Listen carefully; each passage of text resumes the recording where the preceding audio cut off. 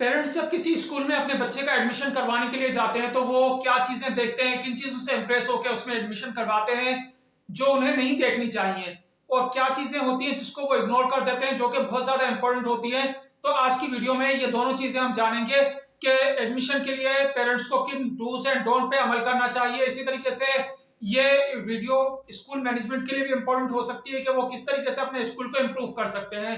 तो वीडियो को एंड तक देखिएगा और इसमें मैं आपको बड़ी यूजफुल टिप्स दूंगा जिसकी वजह से आप अपने बच्चे के लिए सही स्कूल का इंतखाब कर सकते हैं। तो सबसे पहले ये जानते हैं कि पेरेंट्स किन चीजों को देखते हैं, किन 5 चीजों को देखते हैं जिसकी वजह से वो इंप्रेस होकर अपने बच्चों का मुस्तकबिल का फैसला गलत कर लेते हैं। नंबर 1, सबसे पहले वो मुतासिर होते हैं, इंप्रेस होते हैं एडवर्टीजमेंट से, जो उनकी चाहे सोशल मीडिया के थ्रू एडवर्टीजमेंट हो, ट्रेडिशनल मार्केटिंग हो, किसी भी तरीके से हो।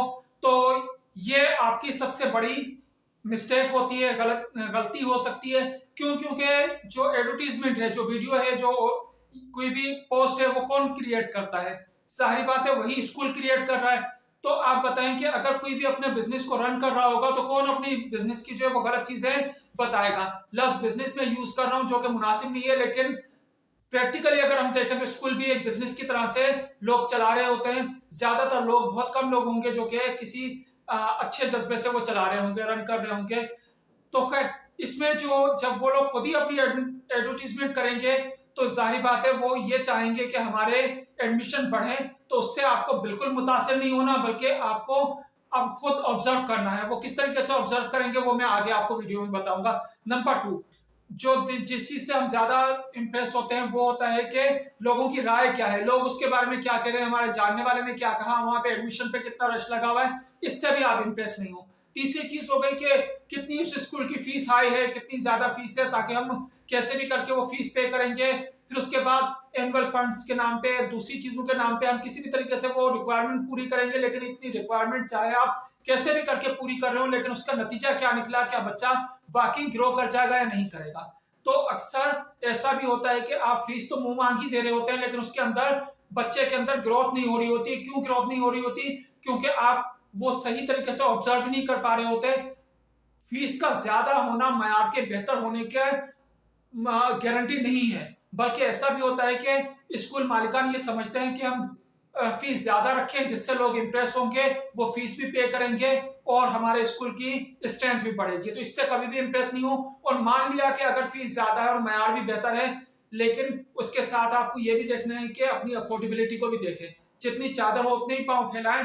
यकीन मानिए कि अगर आपकी फाइनेंशियल क्लास डिफरेंट है और जिन बच्चों में आप बच्चे को भेज रहे हैं उनकी फाइनेंशियल क्लास डिफरेंट है, उस स्कूल में डिफरेंट सहूलतें हैं, तो घर आके वो मुख्तलिफ कॉम्प्लेक्स का शिकार रहेगा, वो डर का शिकार रहेगा, वो ग्रो नहीं करेगा, वो स्ट्रेस का शिकार रहेगा, वो उन लोगों से बात करने में हेजिटेट करेगा, अपने पेरेंट्स को, अपने घर को कमतर समझने लग जाएगा। तो ये कभी भी ना कीजिए, इससे वो सीखेगा नहीं। लिहाजा उससे हमेशा उस स्कूल में आप एडमिशन करवाइए जिस तरह की फैसिलिटीज आपके घर में भी हो, जो कल्चर आपके घर में भी हो। तो लिहाजा उससे मैच होना जरूरी है। तालीम जो है वो माशरे से हम आहंग होना सिखाती है, उससे अलग होना नहीं सिखाती। तो लिहाजा अपने लिए प्रॉब्लम नहीं क्रिएट कीजिए। जो एवरेज स्कूल में पढ़े हुए बच्चे होते हैं वो भी आगे बढ़ सकते हैं। जरूरी नहीं है कि बहुत ही हाई क्लास में अगर आपका बच्चा जाएगा तो ही उसकी ग्रोथ होगी, बल्कि यह भी मुमकिन है कि बहुत हाई क्लास में जाने के बाद भी वो ग्रो ना कर पाए। तो लिहाजा अपने फाइनेंशियल क्लास को देखिए, अपने कल्चर को देखिए, उसी के अकॉर्डिंग आप स्कूल का इंतखाब कीजिए। इसी तरीके से एक और चीज से जिससे हम बहुत ज्यादा इंप्रेस होते हैं वो ये कि स्कूल मैनेजमेंट ने, स्कूल टीचर्स कितने फ्लुएंसी से इंग्लिश बोल रहे हैं, या फिर बच्चे इंग्लिश बोल पाते हैं, नहीं बोल पाते। मैं इंग्लिश का मुखालिफ हरगिज नहीं हूं। इंग्लिश इंटरनेशनल लैंग्वेज है, इंग्लिश सीखनी चाहिए, बच्चे की तरक्की के लिए जरूरी है। लेकिन इंग्लिश सिर्फ एक लैंग्वेज है, टोटल एजुकेशन नहीं है। लिहाजा सिर्फ इसी के ऊपर डिपेंड नहीं हुई है कि इंग्लिश से ही मुतासर होकर आप तमाम फैसला कर लें, बल्कि और चीजों को देखना चाहिए। तो ये थी वो 5 चीजें जिनसे पे आपको डिपेंड नहीं करना चाहिए। अब पेरेंट्स ये कहेंगे कि ये तो सारी चीजें ही मना कर दी, हम देखें तो क्या देखें, पे स्कूल में किस चीज से हम देख के फैसला करें।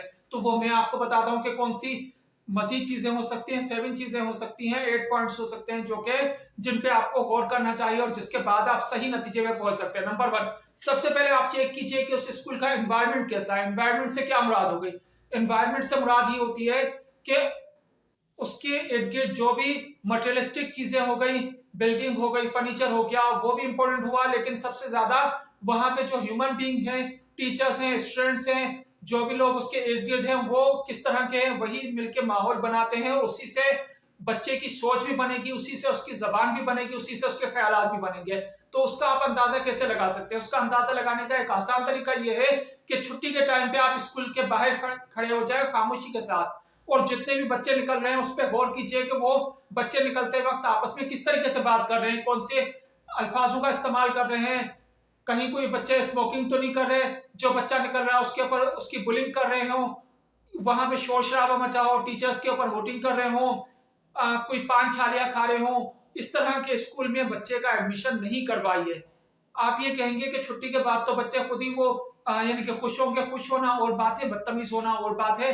अगर वो बाहर निकलने वाली गर्ल्स के ऊपर होटिंग कर रहे हैं तो यकीन मानिए कि आपका बच्चा भी या तो बुलिंग का शिकार होगा या वो खुद भी उन जैसा हो जाएगा।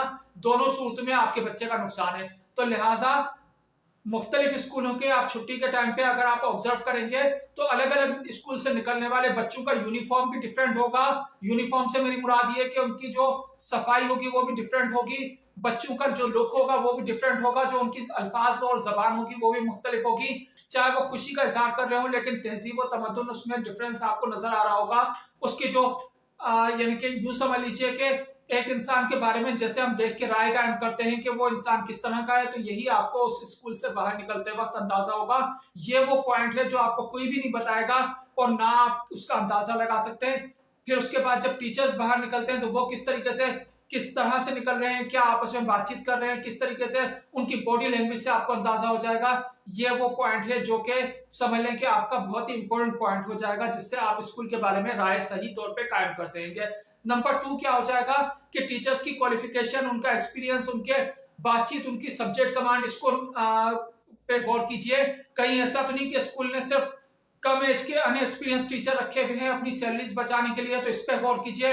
ये गौर कीजिए कि कहीं ऐसा तो नहीं कि रिपीटेडली उसी स्कूल का एड आता रहता है, वहां पे हर वक्त वैकेंसीज ही खाली रहती है, उनको टीचर्स मैसर नहीं होते, तो फिर आपका बच्चा पढ़ेगा किससे? उनको भी सही टीचर मैसर नहीं आएगा, और वहां से इतनी स्विचिंग क्यों होती है, इस बात पे गौर कीजिए। तो लिहाजा टीचर्स का कितने अरसे तक वो वहां पे स्टे करता है, कितना एक्सपीरियंस है, ये सब चीजें काउंट की जाएंगी। इसके बाद अगर ओपन हाउस का इंतजाम होता है तो ओपन हाउस में आप लाजमी चाहिए। ओपन हाउस में आप क्या चीज, किन चीजों पे गौर करेंगे? टीचर से बातचीत का मौका मिलेगा। उसके बाद आप क्लासेस में जाएं, देखें वहां वेंटिलेशन है नहीं है, लाइटिंग का प्रॉपर इंतजाम है, ड्रिंकिंग वाटर है, वॉशरूम कैसे हैं। अगर आपके लिए कुछ टाइम गुजारना उन क्लासेस में मुश्किल है तो आप अपने बच्चे के साथ जुल्म ना कीजिए, उसको पूरे दिन के लिए वहां पे नहीं डाल दीजिए। वहां पे पानी का प्रॉपर इंतजाम, साफ पानी है या नहीं है, तो ये सब चीजों का आप गौर कीजिए। इसके बाद ये देखिए कि उसकी लोकेशन आपके घर से कितना डिस्टेंस है। ऐसा तो नहीं कि आप बहुत ज्यादा दूर बच्चे को एडमिशन करवा दें जहां पे आने जाने में उसका टाइम वेस्ट होता रहे, उसका टाइम वेस्ट होने के बाद वो थक जाए, पढ़ाई के ऊपर फोकस ही ना कर पाए।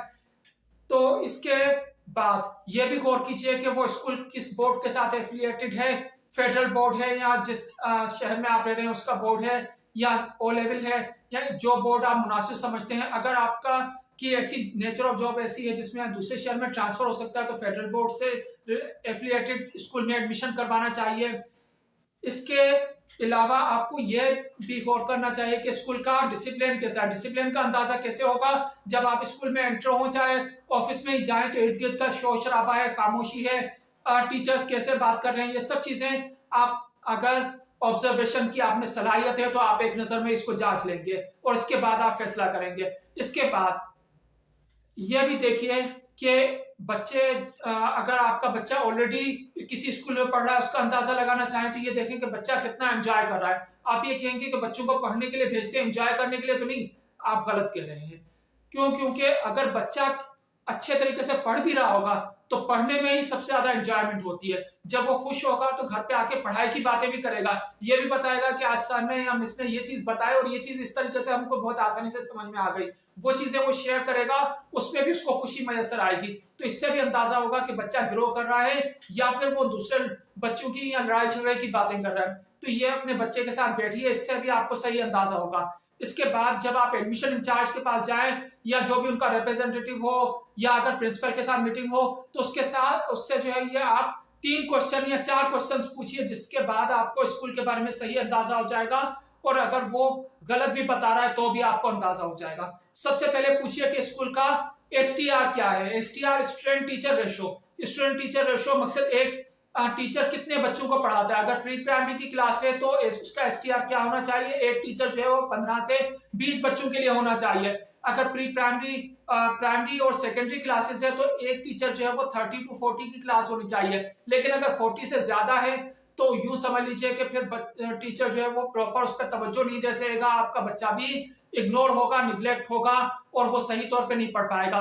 फिर दूसरा क्वेश्चन ये पूछिए कि यहाँ पे करिकुलर को करिकुलर एक्टिविटीज कौन सी होती है, एक्स्ट्रा करिकुलर को एक्टिविटीज कौन सी होती है, उनका क्या रिजल्ट रहा, उसका बच्चों के ऊपर क्या इम्पैक्ट हुआ। इसके बारे में अगर वो सही जवाब दे सके, आपको मुतमिन कर सके, तो आप ये जान लीजिए कि आपके बच्चे का कॉन्फिडेंस भी बढ़ेगा। इसके बाद ये पूछिए कि पास बोर्ड रिजल्ट क्या थे। पास बोर्ड रिजल्ट भी एक बड़ा क्राइटेरिया होता है जिससे ये अंदाजा होगा कि स्कूल की परफॉर्मेंस कैसी है।